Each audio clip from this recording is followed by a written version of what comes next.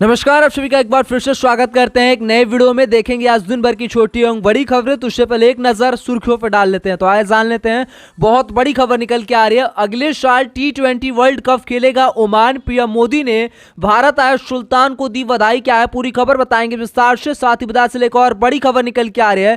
बेरोजगारी और महंगाई के चलते संसद की सुरक्षा में हुई चूक, राहुल गांधी ने मोदी सरकार को घेरा। क्या है पूरी खबर बताएंगे विस्तार से। साथ ही बता चले एक और बड़ी खबर निकल के आ रही है। निवेशक सम्मेलन से बिहार के युवाओं की खुलेगी किस्मत। 2 साल में 60,000 लोगों को मिलेगा रोजगार। क्या है पूरी खबर बताएंगे विस्तार से। साथ ही बता चले एक और बड़ी खबर निकल के आ रही है। पीएम मोदी ने 2002 में सबक सिखाया था, अमित शाह ने दिलाई गुजरात दंगों की याद। क्या है पूरी खबर बताएंगे विस्तार से। साथ ही बता चले एक और बड़ी खबर निकल के आ रही है। ओवैसी में जिन्ना की आत्मा घुस गई है। संसद में घुसपैठ पर गिरिराज विपक्ष पर लगाया हिंदू मुसलमान करने का आरोप। क्या है पूरी खबर बताएंगे विस्तार से। साथ ही बता चले एक और बड़ी खबर निकल के आ रहे हैं। नीतीश यूपी से लड़ेंगे लोकसभा चुनाव, पटना नहीं दिल्ली से हो सकता है फैसला, इस महीने चर्चा संभव। क्या है पूरी खबर बताएंगे विस्तार से। तो ये थी सुर्खियां, इन तमाम खबरों को जानेंगे विस्तार से। तो उससे पहले अगर आप भी इस चैनल पे नए हैं, चैनल को अभी तक सब्सक्राइब नहीं किए हैं, तो ऐसे महत्वपूर्ण खबर देखने के लिए और इस चैनल से जुड़ने के लिए चैनल को सब्सक्राइब कर, इस वीडियो को लाइक कर, इस वीडियो को आगे शेयर कर दीजिएगा अपने दोस्तों और व्हाट्सएप फेसबुक पर इस वीडियो को ज्यादा से ज्यादा शेयर कर दीजिएगा और वीडियो में आखिर तक बने रहिएगा। आइए जान लेते हैं, बहुत बड़ी खबर निकल के आ रही है। बताते चले इस खबर को विस्तार से। अगले साल T20 वर्ल्ड कप खेलेगा ओमान।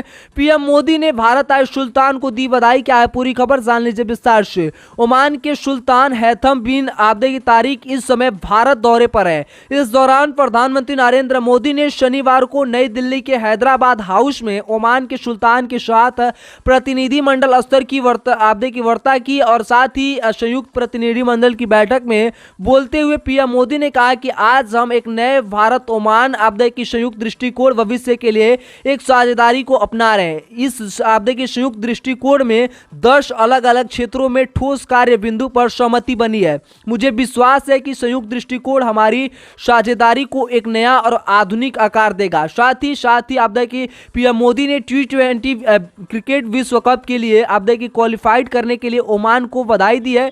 T20 वर्ल्ड कप अगले साल आपदा की वेस्ट इंडीज और अमेरिका के सहज आपदे की मेजबानी में होगा और ओमान के सुल्तान को बधाई देते हुए पीएम मोदी ने कहा कि पिछले महीने ओमान ने 2024 में होने वाले T20 क्रिकेट विश्व कप के लिए आपदे की क्वालिफाइड किया है। इसके लिए आपको बहुत बधाई देता हूं। इस बैठक में विदेश मंत्री एस जयशंकर, केंद्र आपदे के वाणिज्य एवं उद्योग मंत्री पीयूष गोयल और केंद्र राज्य मंत्री भी शामिल रहे और विदेश सचिव भी वहां पर मौजूद रहे। इसको लेकर आपदे की पीएम मोदी उनको बधाई देते हुए नजर आए। और आपको बता दें ओमान के सुल्तान इस समय भारत के दौरे पर हैं। इसको लेकर आप सभी का क्या राय विचार है, आप लोग भी अपना राय विचार लिख कर कमेंट बताएगा। तो बढ़ते अगली बड़ी खबर की ओर।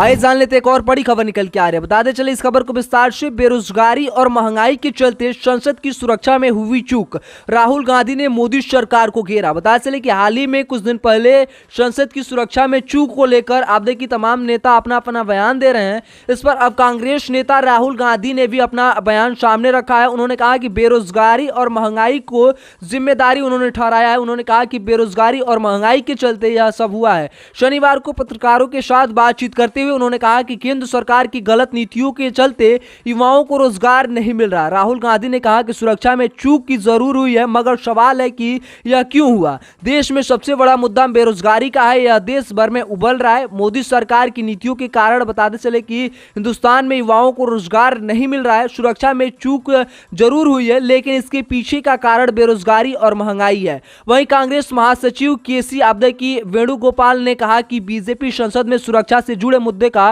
राजनीतिकरण का इस गंभीर मामले को बेवजह राजनीतिक रंग दे रही है। ऐसे में इसको लेकर राहुल गांधी ने भी उनको घेरते हुए नजर आए और तमाम नेता इस पर अपना अपना बयान सामने रखते हुए नजर आए।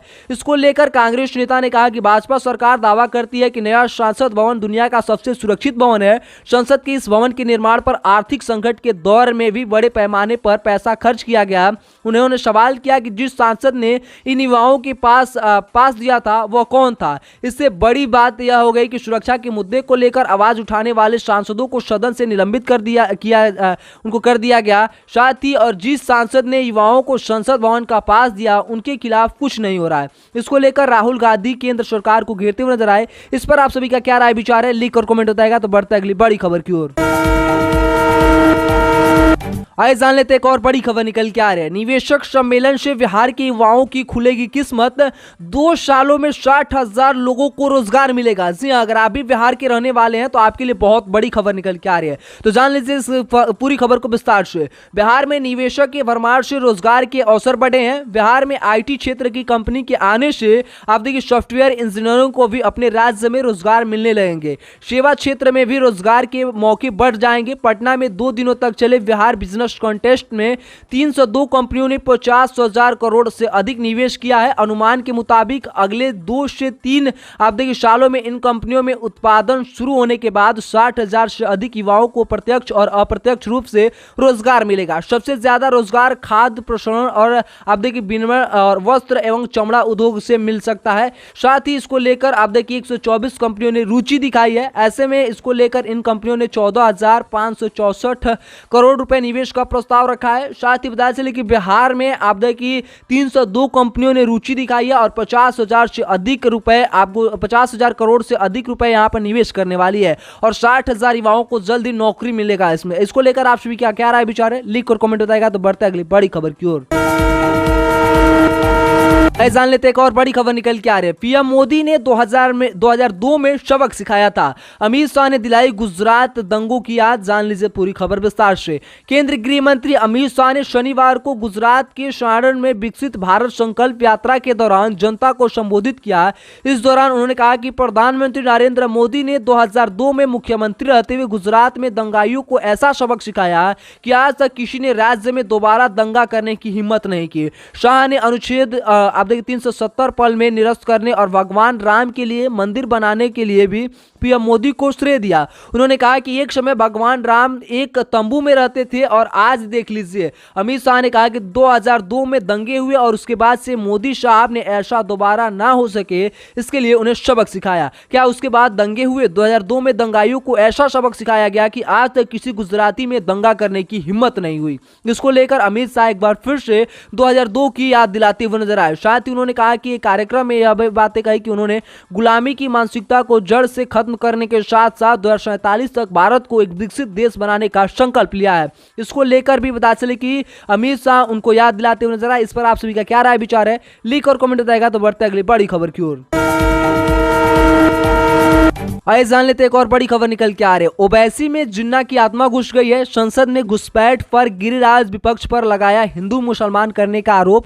क्या है पूरी खबर, जान लीजिए विस्तार से। संसद के सुरक्षा उल्लंघन को लेकर ऑल इंडिया अब देखिए AIM प्रमुख असुमुद्दीन ओवैसी ने सरकार पर तीखा प्रहार किया था, जिस पर कटाक्ष करते हुए केंद्रीय मंत्री गिरिराज सिंह ने कहा कि ओवैसी जिन्ना की विचारधारा से प्रभावित है। पत्रकारों से बात करते हुए शनिवार को गिरिराज सिंह ने ओवैसी पर इल्जाम लगाया कि उन्हें केवल मुसलमान ही दिखाई देते हैं। इतना ही नहीं, केंद्रीय मंत्री ने संसद की सुरक्षा को लेकर विपक्ष पर राजनीति करने का भी आरोप लगाया है। साथ ही पत्रकारों के साथ बातचीत में गिरिराज सिंह ने कहा कि ओवैसी में जिन्ना की आत्मा घुस गई है। यही कारण है कि उन्हें केवल मुसलमान दिखते हैं और वो अपराधी में भी हिंदू मुसलमान एंगल ढूंढने की कोशिश कर रहे हैं। ऐसे में इस पर आप सभी का क्या राय विचार है, इसको लेकर आप सभी क्या सोचते हैं, कमेंट में अपना राय विचार लिखकर जरूर बताएगा। वीडियो में आखिर तक मिलकर आपका बहुत बहुत धन्यवाद।